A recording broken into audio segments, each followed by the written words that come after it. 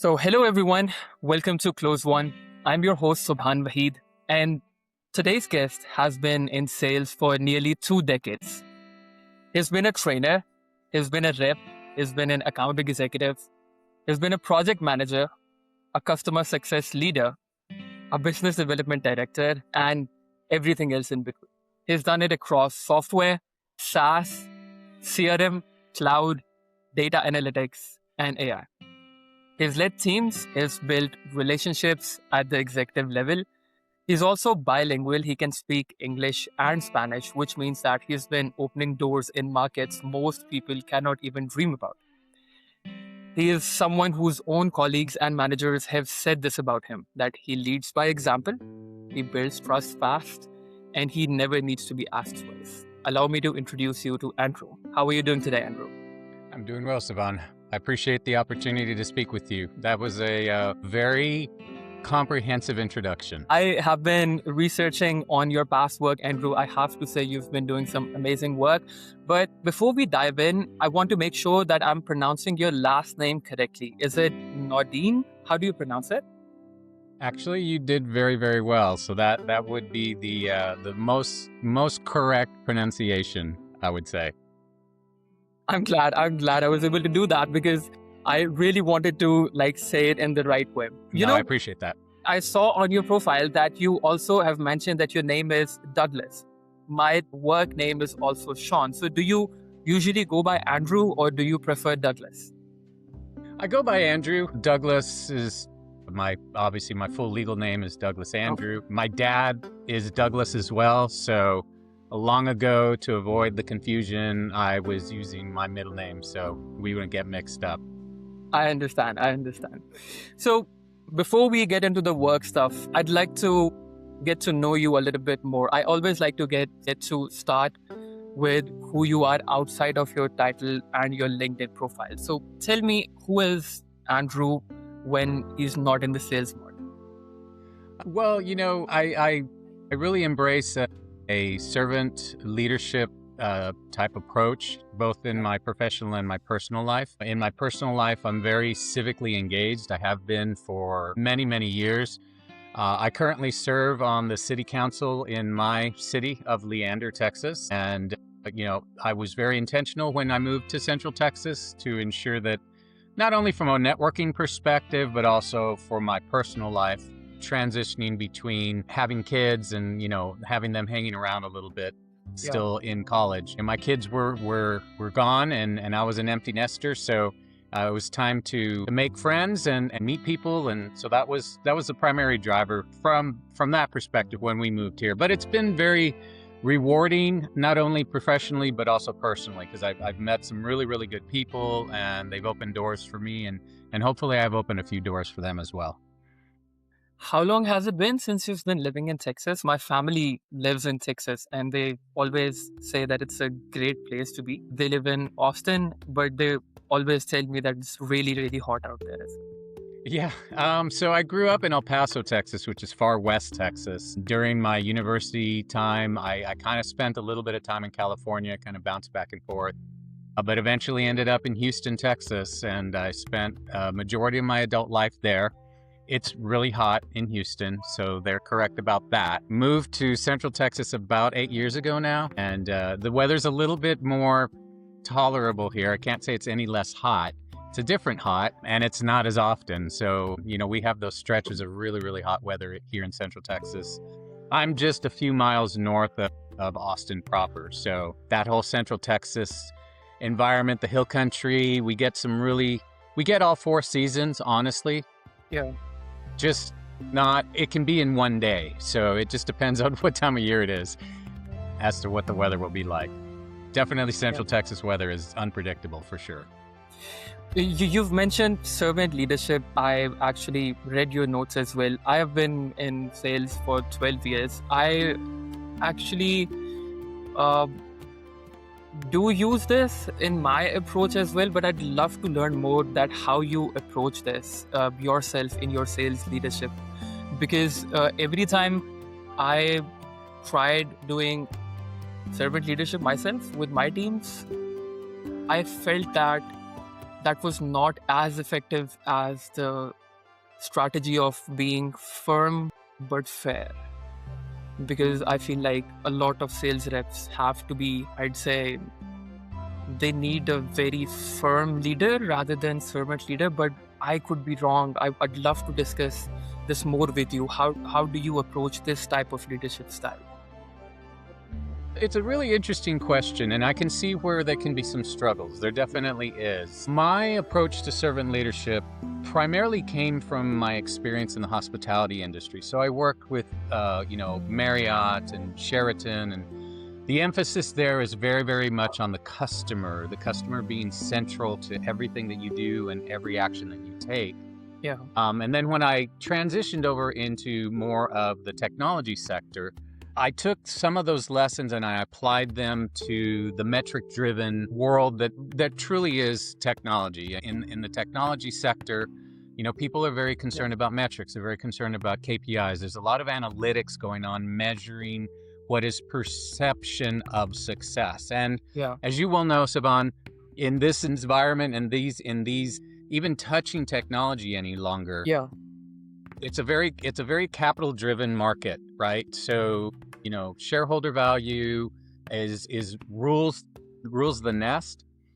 So it's a balance between those two things. It's really educating your sales teams and your core that, just because we are focused on a customer's need and intent doesn't mean that we're looking away from the metrics and the driving mechanisms. We still have that to do, right? So it's about helping your team understand that just because we're taking a customer-centric approach, that does not negate the metrics that we still have to meet.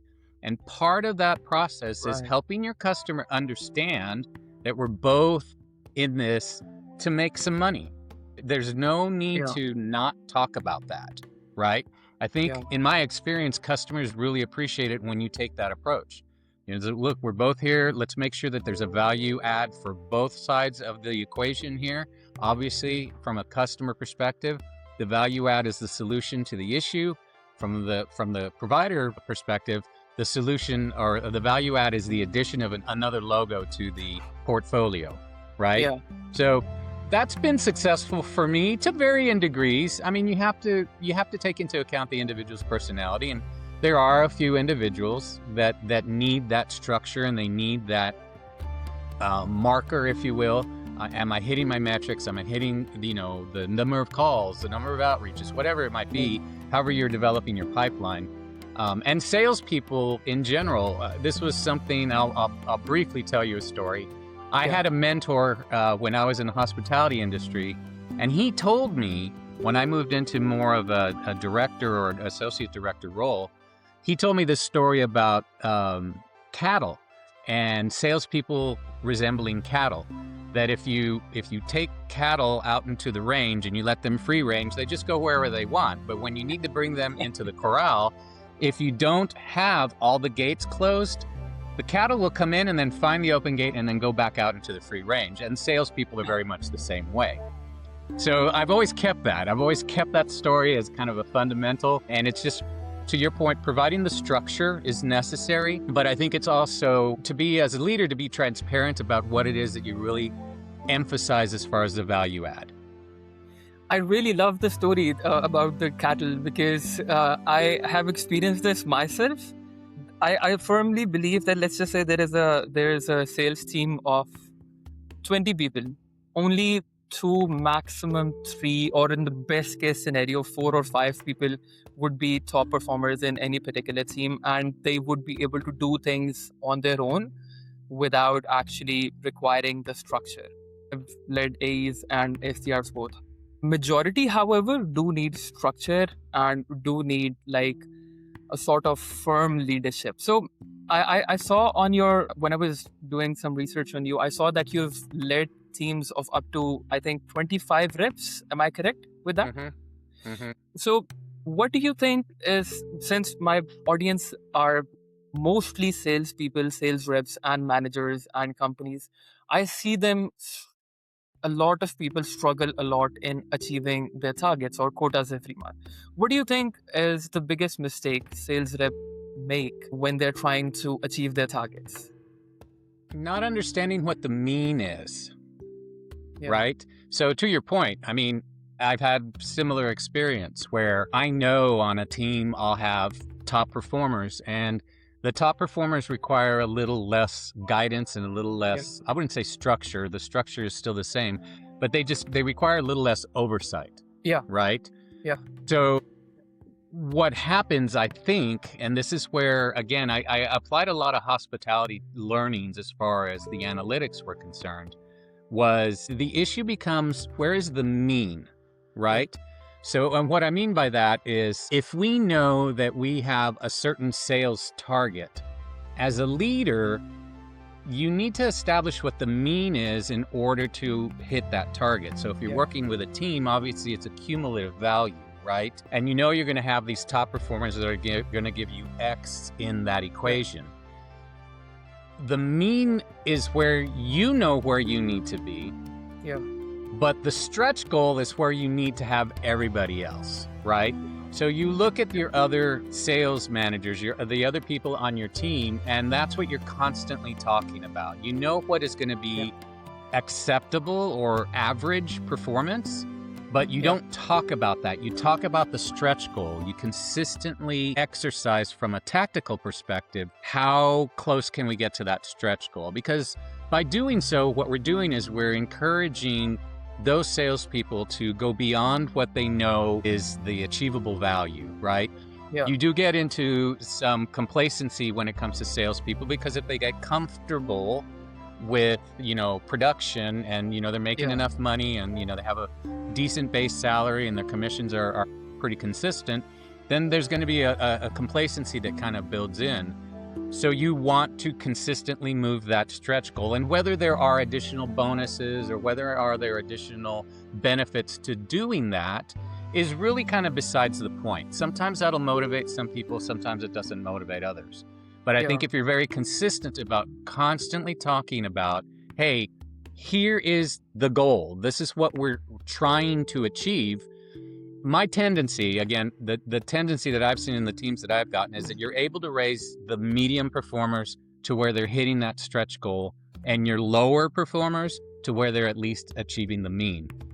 So that gives you that extra little cushion that you need, generally speaking. And then you also have to recognize that as a leader, you have to make some tough decisions. And if someone is not achieving those means, then that's a different conversation, and it's not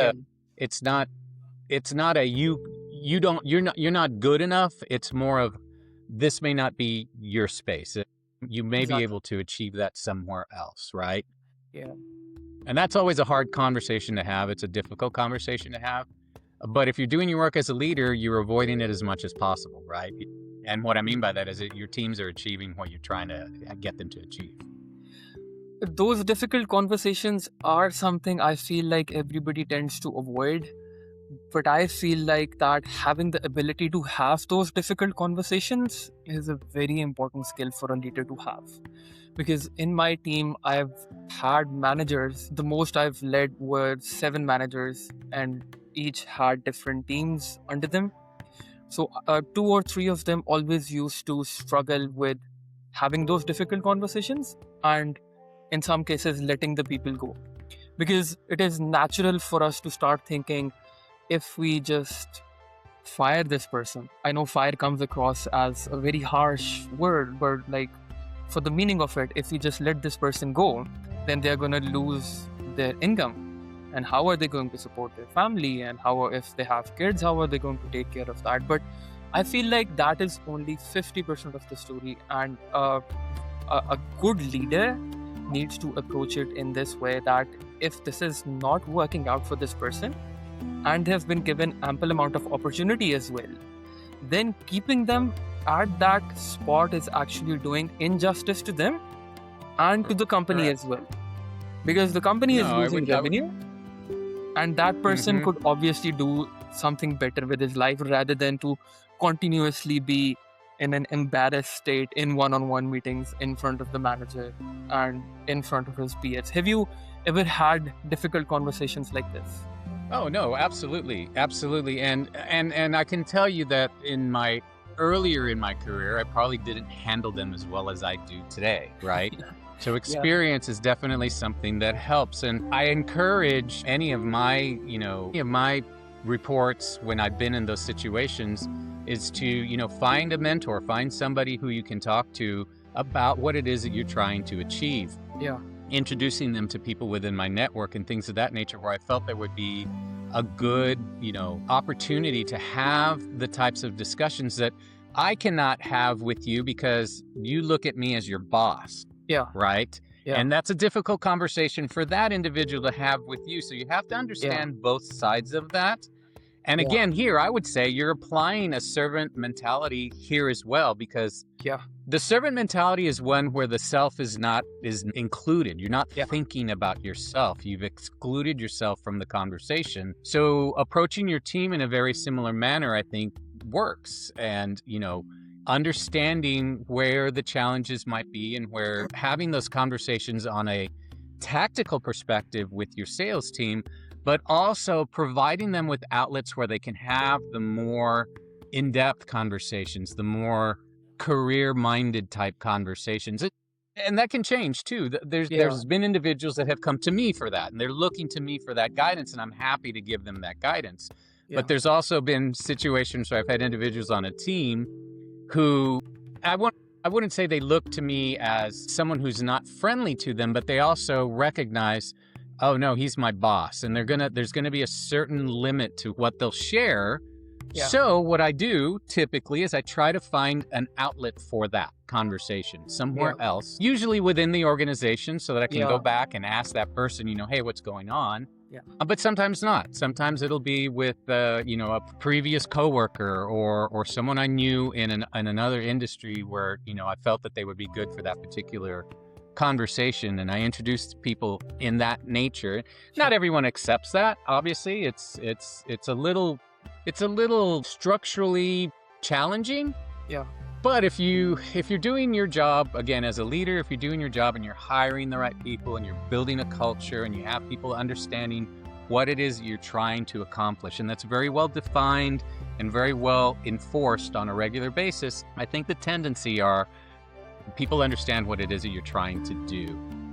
And, the thing is that in corporate America, your structure is what you make of it.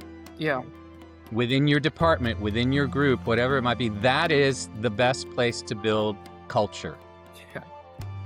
Some corporations will have cultural goals and aspirations, but it's very, very difficult to exercise on a large scale, especially at enterprise, right? It's very, very difficult to execute culture at enterprise because it becomes a facet of people management or HR, right?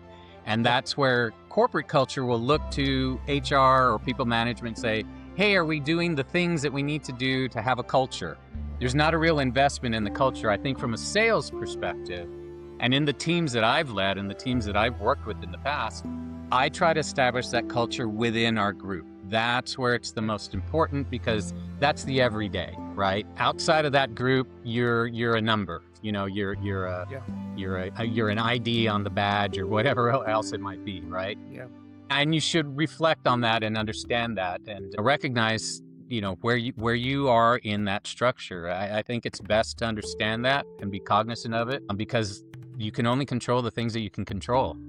And anything beyond that, those are decisions that are typically made at a different, a different level, and we may or may not have any influence on that at the end of the day. The nice thing about a sales group is that that if the numbers that are being asked for you are being achieved, there's some security in that process.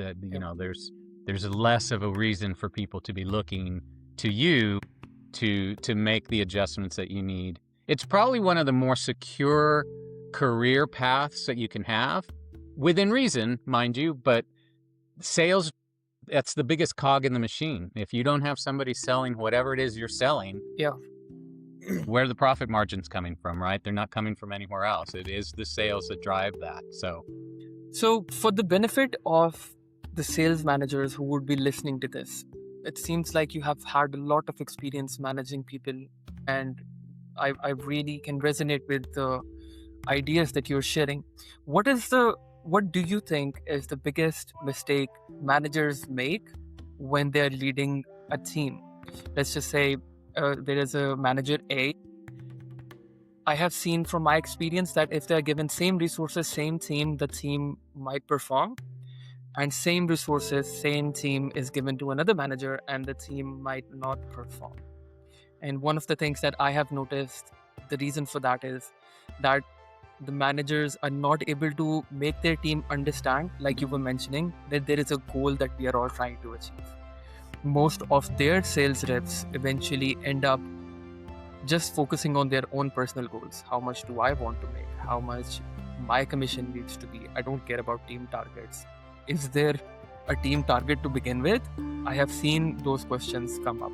But do you think this is the biggest mistake, or do you think there are other mistakes managers make when making sure that their team performs or not? I think in general, and say in sales, one of the main things that I typically will roll out when we're doing any kind of analysis, right, is I think one of the bigger mistakes that managers make is not fully reviewing the process. You get very you get very focused on the goal and the achievement, right? One of the things that I do, a KPI that I bring into every business that I've ever worked with is a lost business KPI. We need to go back and we need to examine the sales that we didn't win. Yeah. Because they tell us something. They tell us something about either approach or product or placement or whatever it might be. There is information in that data. There's information in understanding what happened that you were not able to, for lack of better terms, convince somebody that your solution was the best solution, right? And the lessons learned from there should assist you in the future. That's part of that. An acronym that I learned early on to replace fail was, and this isn't applicable to all teams, but if you have a newer team or a more greener team, it's a good acronym to introduce. It's first attempt in learning, which spells fail, right? So you have to change the paradigm of failure. Failure is not something that should be viewed as like, oh my God, because that just brings people stress. It's overemphasized and it lessens the value of the effort, right? I am kind of, in my own mind, I'm famous for saying failure is an option because it is an option. It can happen. And so you need to understand that. In my opinion, that's critical. Understand that it's okay to fail. It's okay to fail. Any entrepreneurial people that you talk to, they'll tell you that 1,000 times over. It's okay to fail because you learn from those failures. Yeah. But I think what happens in many sales departments is that that's not part of the culture. The culture is win, win, win, win, win, all the time. And that works for some people. Yeah. It doesn't work for all people. So I think it's better to have a more comprehensive view of that. So that, and then the follow-up. I think one of the things we overlook as salespeople, and depending on the structure, right? Sometimes it's structured a little bit differently, but I am a full-time believer in, if you sell something to somebody, it's your responsibility to continue to nurture that relationship. Yeah. Whether or not you get, any additional benefit financially from renewals or not, that doesn't matter. Yeah. The initial salesperson should maintain some level of engagement with the customer because that's where the trust initiated. Yeah. And while I understand it's been in my career, I've seen the advent of an SDR role or client success role, right? Those didn't exist when I was originally, in sales. We were responsible for everything. And so follow-up is such a miss for most sales teams and managers that they actually invented roles so that you wouldn't miss the follow-up, right? That's where the SDRs come from. That's where the client success comes from, is they're helping you ensure that you have the follow-up done and completed. So, understanding that and going into that with eyes wide open and clear, I think those are the things that most managers will miss. And the last thing I would add is understanding where the strengths of your individual team members may lie and allowing your process to adopt to those strengths. I recently met with one of my mentors. We had dinner a couple of months ago, and he shared with me, he said, one of the things I didn't do when you were working for me is I didn't let you explore your creative side enough. I should have let you do more of that. Right? Yeah. So that was 20 years ago, but that he would look back on that and say that I see that now as something that's a strength of yours I should have taken advantage of. Yeah. That's what I mean by that. Just understanding that and trying to figure out what that is. I've had really great leaders myself who are good at that, and it just creates a much, much better environment for your team, and the success follows naturally as a result. I think it has to do a lot with trust. Like, you can let your rep explore their creative side if you actually trust them to perform well. But if they log in 3 hours late every day and say that my alarm didn't ring, obviously that's a different conversation with that person. I am going to put new desktop with what you mentioned. Fail is equal to first attempt in learning. That's amazing. I'm going to put that on my desktop from now on. I'm going to share it with everyone. Good. Then I did share something with you today. So as long as it's of value to you, then that's the approach, right? Absolutely. Absolutely. And you also mentioned follow-up is a myth and they made different roles. I believe that this is the biggest struggle for sales reps to wrap their mind around it, that the money is in the follow-ups. And majority of the reps are like, we don't have enough leads. We want more leads. I do agree sometimes that's a major bottleneck, but I don't understand why majority of people lose motivation after like 3 or 5 follow-up attempts on that lead. Because who's to say that lead is... I've had good reps follow up for up to 30 attempts before that deal actually was made. But 30 attempts over a period of 6 months, I don't think there are a lot of people out there who can do that. There's not, and I would agree with you. Yeah. There again, I think that is more of the tactical perspective, the immediacy of need. You have to, as a manager, you have to challenge your leadership that if there is that urgency, if they're really, really pressing for revenue, that you need to understand why. Like, what's the reason for this? What are we trying? Where is the pressure coming from, so that we can better understand what our goals are and why we need to achieve them, right? But that's a different conversation for a different day. I think within your own teams, just being able to impress upon them, that is, at the end of the day, that is what we need to do, right? This is the achievement. We are all secure if we achieve this, and some of us will be rewarded more than others if you do better in that attempt. And it's as simple as that.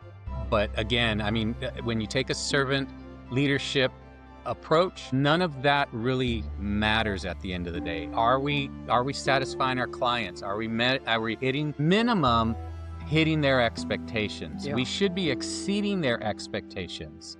We should undersell rather than oversell, right?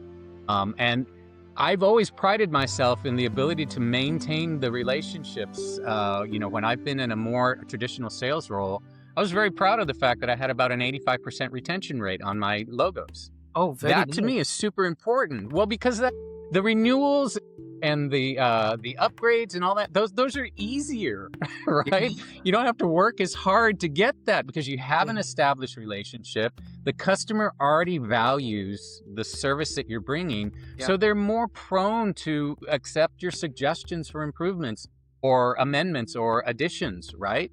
So why are you not doing that? That's what you should be doing as part of your job.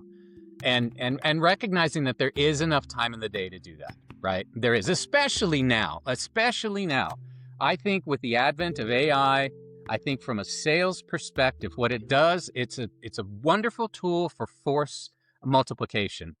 And you're able to do so much more in so much shorter of a time that it frees you up to be able to take the time to have those conversations and spend a little bit more time with your client, getting to know who they are and and where their values stand as well, because that's going to help you in the sales process. It just does. People buy from people that they know and trust, right? And that's the primary driver of that. I think we lose some of that with AI. I think it's still TBD on some of this agentic approach. I don't know how well that's going to work. It's really good. I'm not going to say that it's not, because it is really, really good. But I think some of the personalization is lost there, and we'll see what that does to affect the long-term prospects of success for individual sales managers as well as sales teams. I think there'll be, unfortunately, I believe, fundamentally, there's probably going to be a little bit more of an over-reliance, at least initially, on that. And I think that's gonna hurt sales teams initially, because there's another thing I've been taught is that, and generally speaking, salespeople are kind of lazy. So anything it goes back to the cattle, right? That if there's a way for them to find, around and not having to do work, they're gonna find it, right?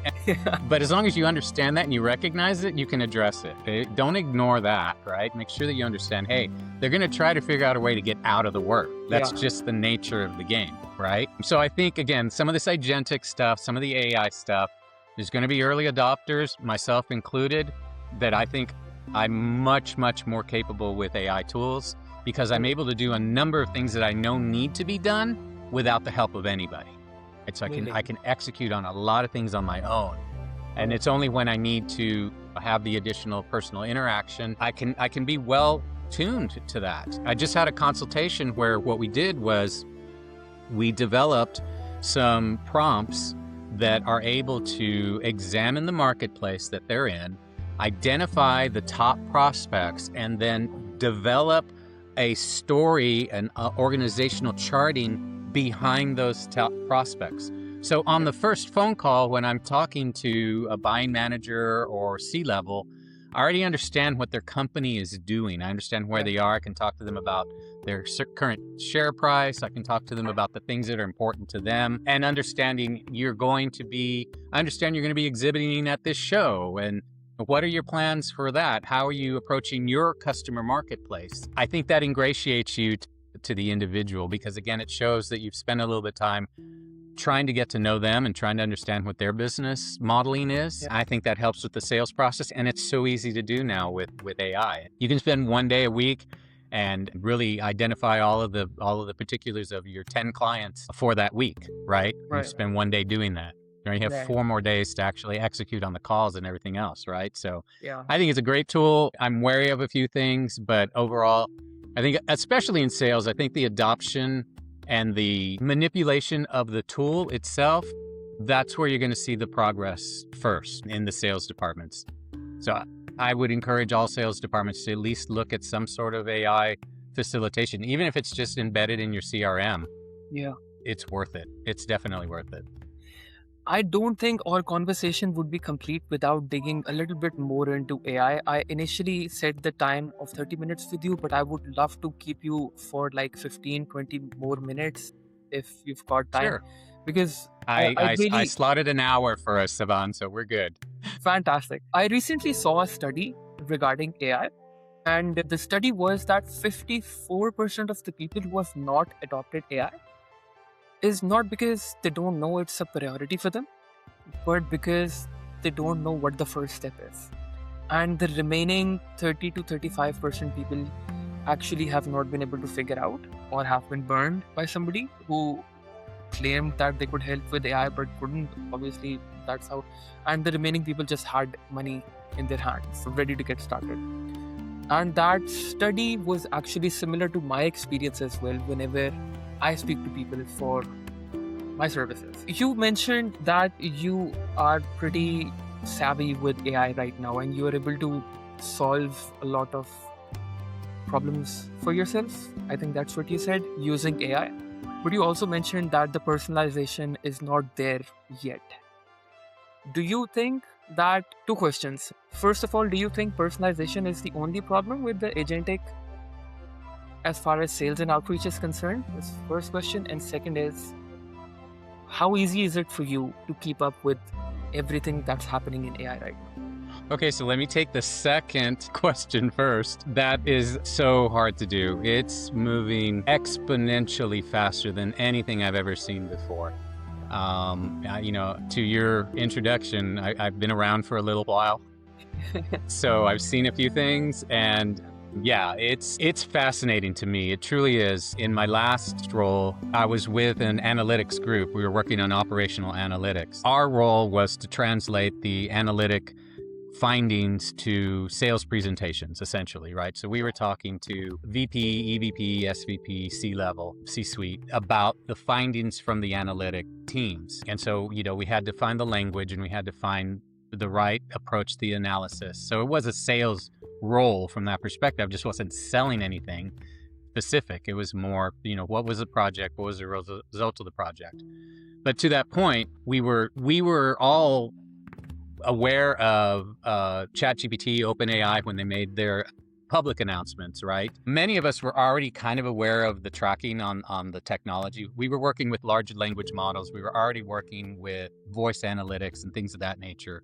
So we had some insight into some of the development areas. But when I saw what the original version of ChatGPT could do, I was sold. I was like, guys, this is a sea change. This changes everything, because this can only get better from here. And it's already like, wow, that's amazing that it can do what it can do. So fast forward to 2 years. It's only been 2 years since we had that conversation, essentially.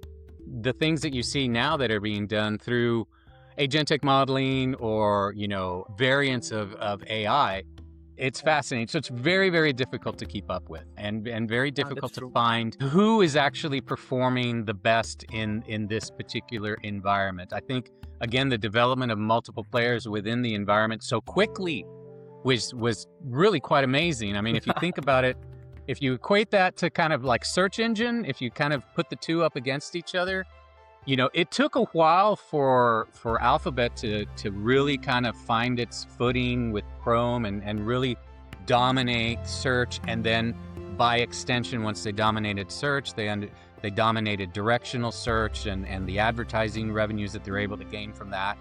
That took a while. That was not long, but it was longer than this, right? Yeah. So, within 2 years, you have 4 or 5 different players who are really, really good at AI. Yeah. And that to me is super, super interesting that people were able to adopt that and pivot so quickly to this marketplace. It says a lot about the engineers and the developers who were already working on that, because they're very, very talented people. I've always said this, the folks that I know who are working directly on that type of technology, they're brilliant. They're just super, super smart guys. So I agree. So that was the second question. The personalization piece, I think, is important, but there's still a lot of problems there, right? Regardless of how well these improvements have come along, there's still a lot of sycophancy in the AI modeling. They're people pleasers, right? Yeah. I don't know what your audience is. I hate that. Right? And they are. They just are. So you have to be. Yeah. That's where it's really, really critical to develop the prompting skills, in my opinion, and to understand that you have to instruct the model. I mean, I don't want to speak too, roughly here, but you have to teach the models not to kiss your ass. Yeah. Because they tend to. I hate that. Right? Yeah. They tend to. And so that takes skill, that takes experience, I would say. I think right now we're at a point that there are a number of people who have experience who can help with that process, right?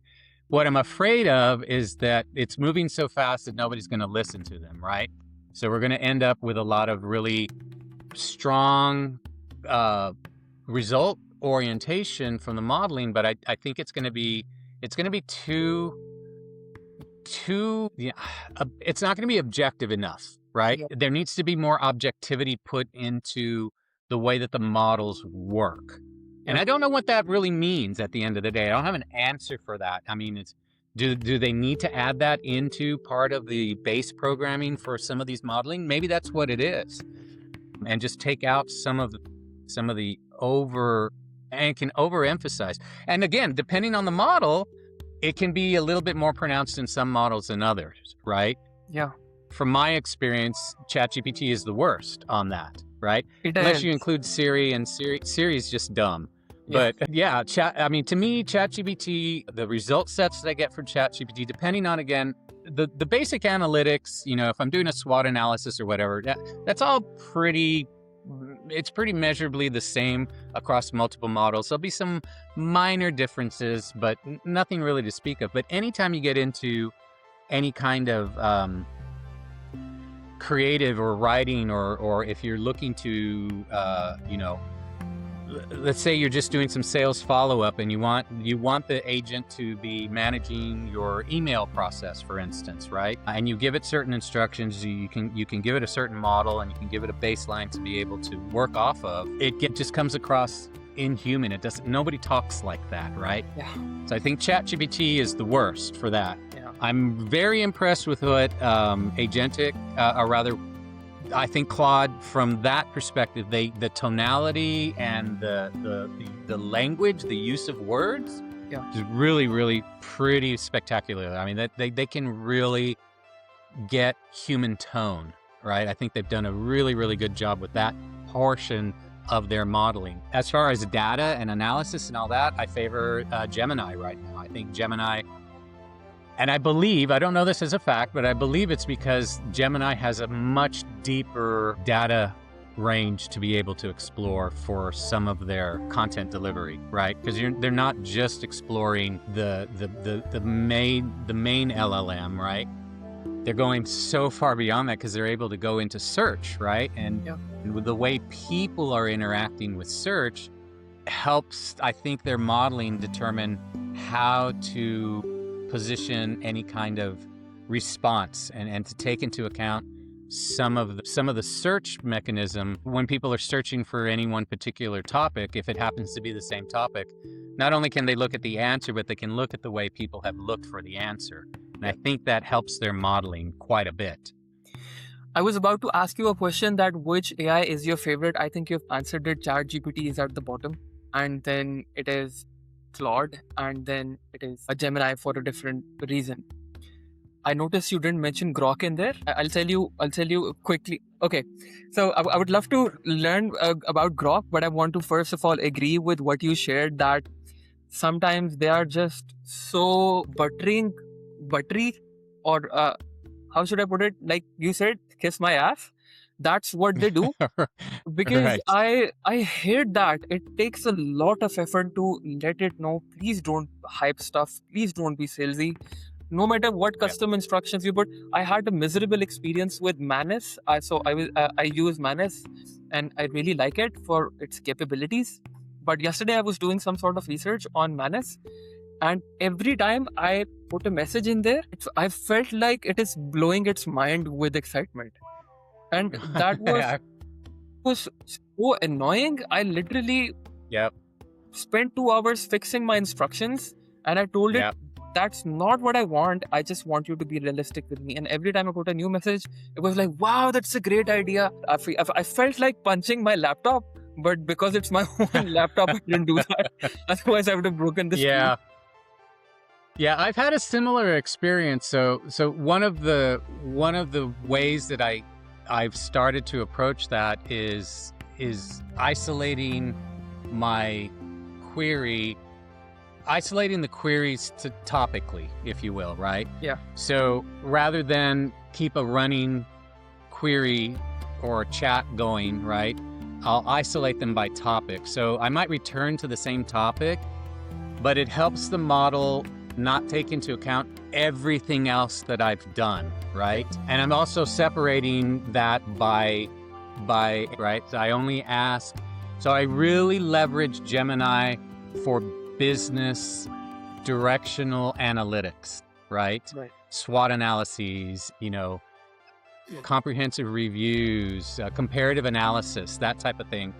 I keep all of that in Gemini, and I'm slowly moving away from chat to Claude for all of my, for shorthand, like anything personalized, anything personalization, where tone and personality and who I am and how I speak and all of those references, I keep that in Claude because I find it does a much, much better job of being able to give me output that if I read it, it sounds like I wrote it, right? Yeah. Did not like Grok at all. I played with it. You didn't? I didn't like it. I did not like it. There was something, and I'll admit some, personal bias there, to be honest. But just the output wasn't very strong, in my opinion. And at the time, I was comparing multiple models. Right. A DeepSeek, I find DeepSeek to be very, very interesting. Their analyses have some, discernible differences when you really take, and I'll take the same prompt and I'll run it over multiple models just to see, right? Just to say, okay, well, is there anything different coming from this one, right? Like I said, Gemini does a great job with citations. I think Gemini is so much more precise in finding the data and being able to refer to the data. So again, research modeling there, I think they're the best at it right now. But I have seen some interesting results come back when I've run on DeepSeek. It's interesting enough to have piqued my interest. I won't pretend that I've done it a lot, but I've done it enough to where I'm like, there's something a little bit different about this one I can't quite figure out. So those are the ones I've used the most. But no, I agree with you. Yeah. I think that, overall, there'll be some segmentation between these enterprise modeling, right? And then once that occurs, 20 years from now, we'll be talking about the merger of multiple AI models into large, corporate entities, because the monetization comes shortly thereafter. Right now, I mean, if I were to look at it right now, I'd say OpenAI is probably a little bit underwater as far as their monetization is concerned. That's another reason I think Gemini has a stronger positioning, because Gemini doesn't necessarily have to worry about revenue generation right now. Yeah. Alphabet does plenty of that, right? So they have the freedom to be able to just work on the model.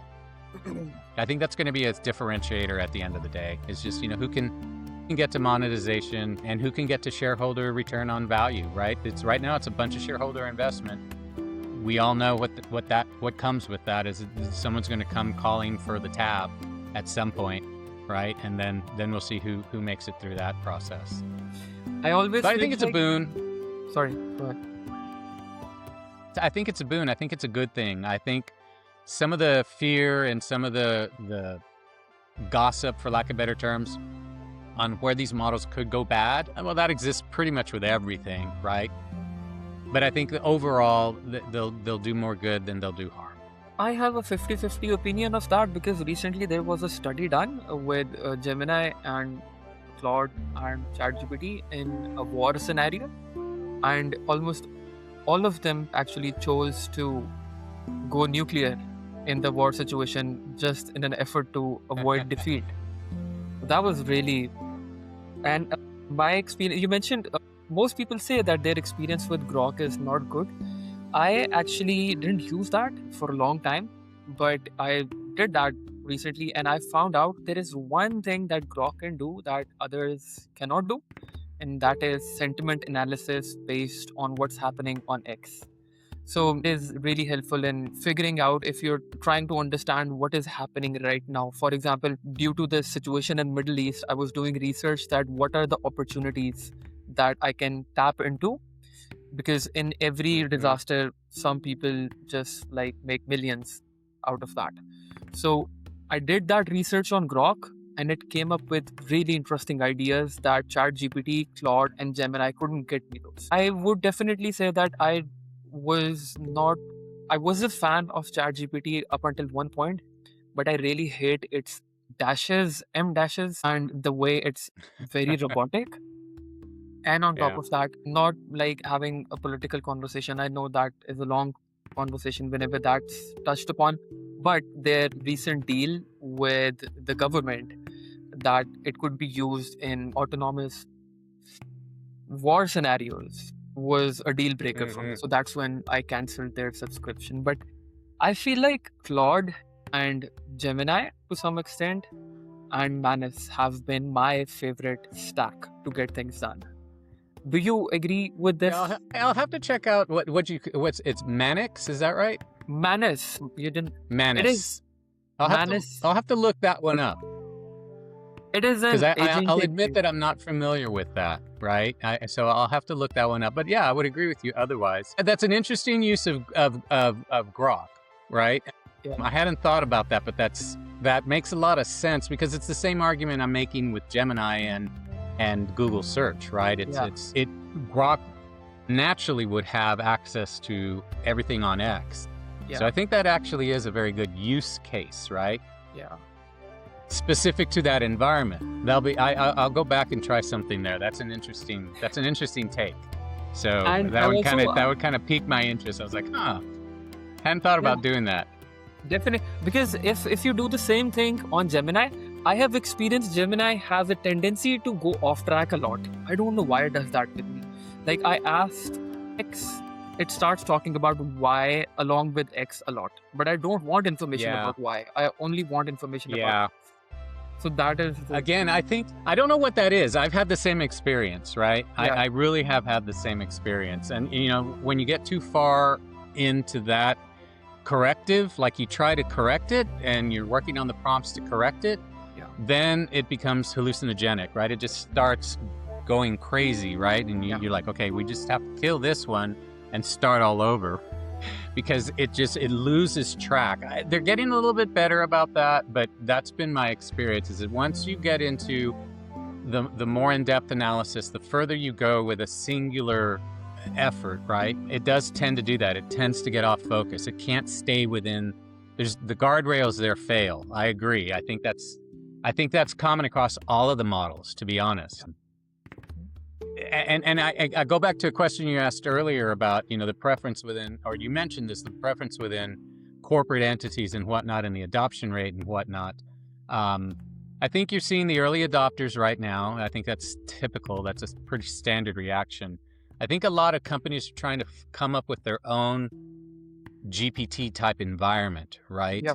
To where it's trained only on their data and they're not looking outside of those data sets. Yeah. I think that's a mistake. Now I can see that to develop the baseline and the basis of any kind of GPT that you might have to run within these certain rules of corporate engagement. But if you're not allowing the model to take into account additional sources, it's not going to work as well. I think that's one of the things I love about this whole AI revolution is that properly modeled, again, properly prompted, you can take in a very, very large amount and large group of differing perspectives, I'll say, to be able to come to some sort of consensus of thought on any one particular subject, whatever that subject might be. Yeah.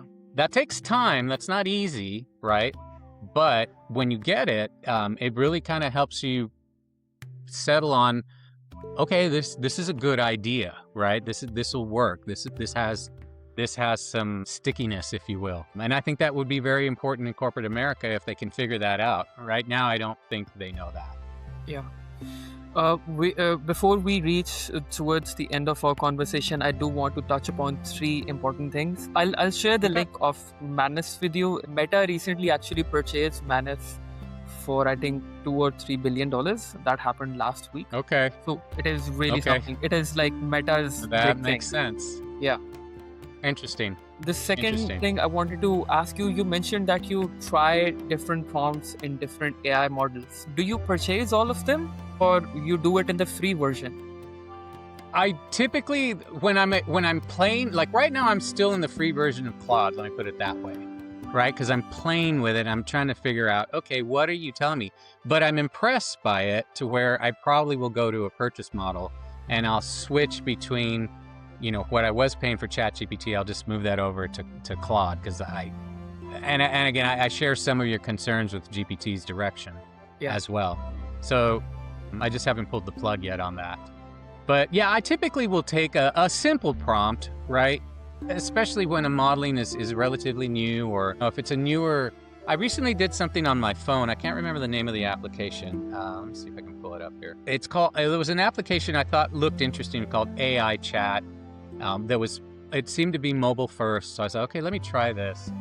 I wasn't really impressed with it. It had problems. It was very buggy. And then it really didn't do anything outside of what Magi does. I don't know if you're familiar with Magi. What I like about Magi will actually let you run in multiple, is one of the reasons I like it, because it lets you run in multiple AIs. So you can take the same prompt and you can move it into multiple AIs, which is helpful. It's a time saver.